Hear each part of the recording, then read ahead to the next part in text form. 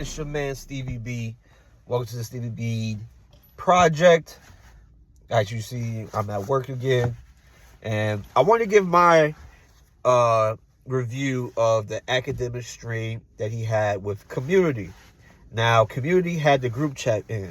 And the group chat contains Pun, AD, Jason Martin, formerly known as Problem, and Glasses Malone. And it was a funny conversation / debate. And it was all over the place.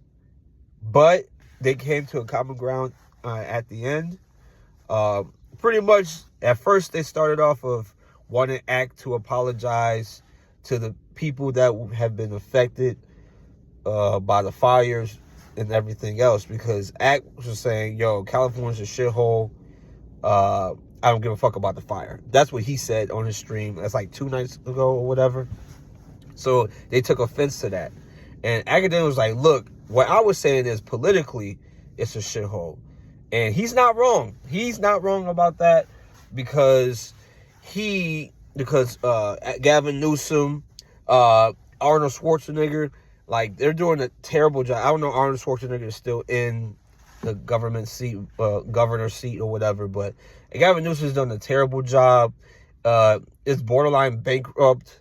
The crime is terrible. It's very, very expensive to live. And yeah, California is just, I wouldn't want to live there. I wouldn't want to live there. But yeah, so living in California, that's what he was trying to say. But they wanted him to apologize because to say that California is a shithole, especially during this time where there's a lot of chaos going on, that's kind of insensitive.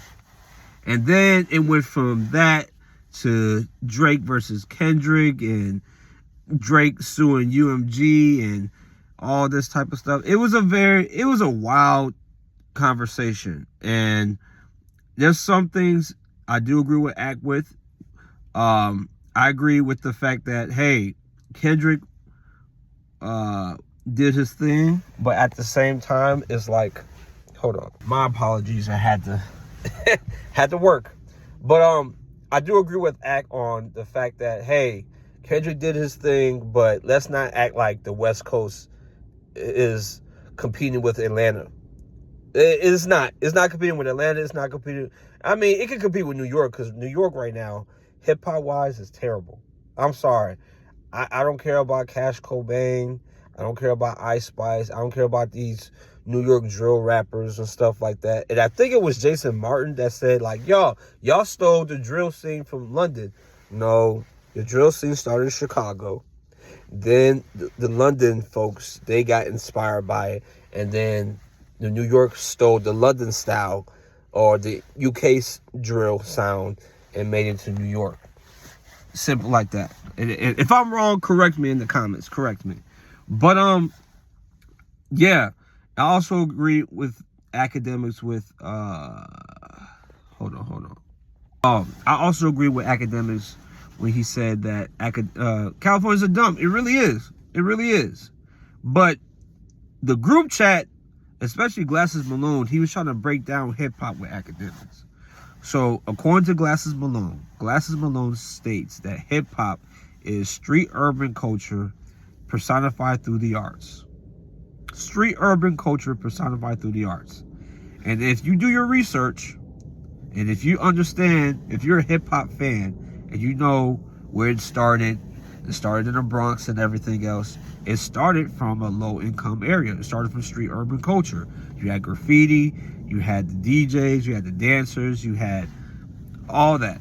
It started from a low-income area, street urban culture, which I understand that. Glasses were saying, yo, Drake is not a hip-hop artist. He is a pop artist because he is half Jewish.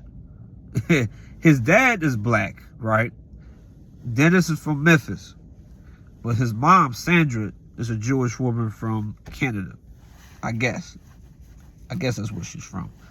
So he was saying, yo, Drake doesn't move like a hip-hop artist because he never grew up in street urban culture. he was a fan of it, but he tried to perpetrate and try to prove to everybody that, hey, I can do this, instead of just being him. Which I understand that. I understand that 1000%, because Drake is not from the hood. I don't know what part of Toronto Drake is from, but it's not the hood. I know that for a fact, right? I know that for a fact. It's not the hood. Or maybe it is.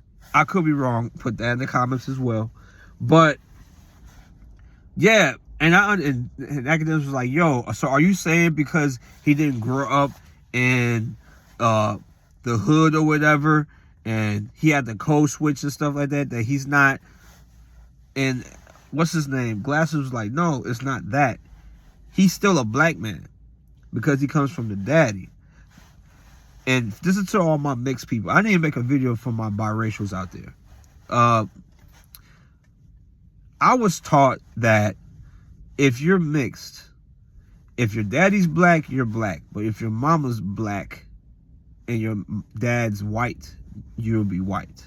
That's how I was taught. Because it all goes through the seed line of the father.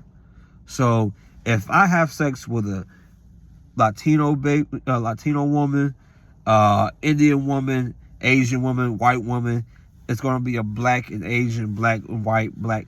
That child is going to be black based off the father, based off the paternal side of things. It doesn't really affect, it doesn't work like that on the mom's side. But I know in the Jewish culture, it's like, hey, you're Jewish through the maternal. And if I'm wrong, put it in the comments. Put it in the comments. Correct me. So Glass was like, yo, Drake is a black man, but it's just the fact that he didn't grow up in street urban culture, right? And I was always taught hip hop is the culture, rap is the music. Hip hop is the culture, rap is the music.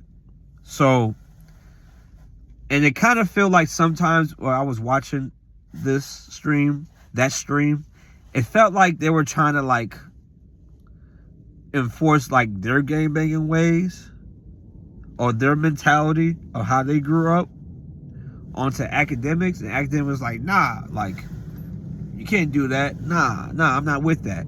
Oh, they also talked about Akademiks snitching on LeBron, and let's keep it a strap. Let's keep it 1,000. If you've been down a rabbit hole, you and everybody else knows that allegedly LeBron loves the Caucasian. He loves the snow bunnies.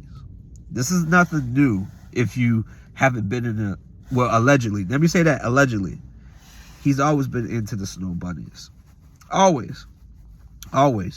And I always thought, like, anybody that has a clean cut image in Hollywood or just in entertainment, whether it's sports, acting, whatever, that's a dirty person.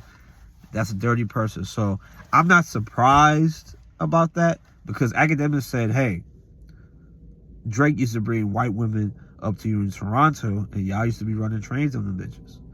So it's like, oh, okay, well, okay. Like, when I heard it, I was just like, that sounds on par. Allegedly. But, yeah, Glasses and everybody else was just pressing him, like, why would you say that? Like, that's not cool. Like, you don't have to say all that. You don't have to, stoop that low and stuff like that. But Akademiks, they try to say, did you do that to try to save Drake, or did you just do that just because? And Akademiks tried to rationalize this, saying, oh, I didn't say that for Drake. I'm just saying because he tried to put up a bullshit answer.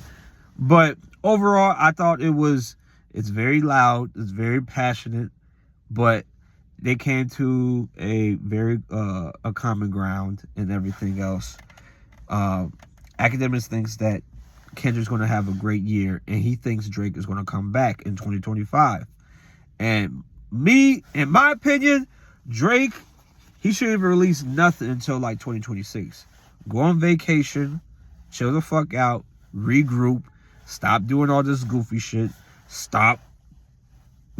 Just stop right now. You need to focus on taking care of Adonis and any other kids that you might allegedly have. And, you know, come back stronger late 2025, early 2026. That's just me. Now, will he come back from the ashes? Who knows? Who knows? But the way he's moving, especially with this suing UMG, and this is what I don't understand about Act. Well, I do understand because he's a fucking Drake fanatic. Why are you trying to defend this man when he's clearly suing UMG for practices that he has done in his career? Why are you defending that? Akademiks like, no, he's not suing Kendrick. He's saying, oh, it's the practices that they use to promote Not Like Us. It's like, no, he's suing because Not Like Us is a hit, and Not Like Us is a hit, and he didn't like being called a pedo, and he's hurt. So now he wants to go at UMG for promoting it, but UMG does the same thing for you. So, and if you really, and I agree with the group chat on this one, if Drake really wanted to shake up the industry, he would showcase what they do for him. Then it's like, oh, okay, we get it. But me personally, I think Kendrick is going to keep putting foot to ass to any of his haters, including Drake. I think he's going to come out with another album. I'm definitely going to see him on tour. Drake, like I say, he just needs to chill the fuck out. I won't release anything about with Drake. I think I need to chill the fuck out and go ghost. Make your fans, make the public miss you. But overall, it was a good discussion. Good 2-hour discussion. And the group chat did their thing. AD did their thing. Pun was instigating as usual. Problem did their thing and stuff like that. It was funny. He called Nicki Minaj the king of New York. If I was New York, hey, listen, that's my thing too. Act. You could have named Griselda. You could say Conway, West Side Gun, Biddy. You could say Rome Streets. You could say Flea Lord. See, you can say all that, not fucking Ice Spice. What? Ice Spice. He said Ice Spice is one of his top 5 rappers that can beat West Coast artists. That's crazy. But I do agree, like I said before, Act was right. The West Coast needs to start putting their more artists out, because y'all not competing with Atlanta. Lil Baby just put out an album. Now I heard it was ass. I'm not gonna hold you. Well, Future can put out an album, and it depends how well it does on the charts. Because if that's ass, then we might be going through a shift. But if I'm the West Coast, if I'm an artist in the West Coast, start putting music out. Y'all can literally shift the whole culture from the South to the West Coast and make people listen to you. That's what I love about GNX, because of an artist like Kendrick, he was like, look, I'm going to make this strictly a West Coast album, and I'm going to put the young niggas that I think is fire on this album. And I hope he does the same thing with the next album or the deluxe or whatever. So they're West Coast in their moment, and they're very united, and they feel very prideful, as they should. So overall, it was a good discussion. Let me know what y'all think. This is the Stevie B Project. I'm your host, Stevie B. Like, share, subscribe. Nigga, I'm out.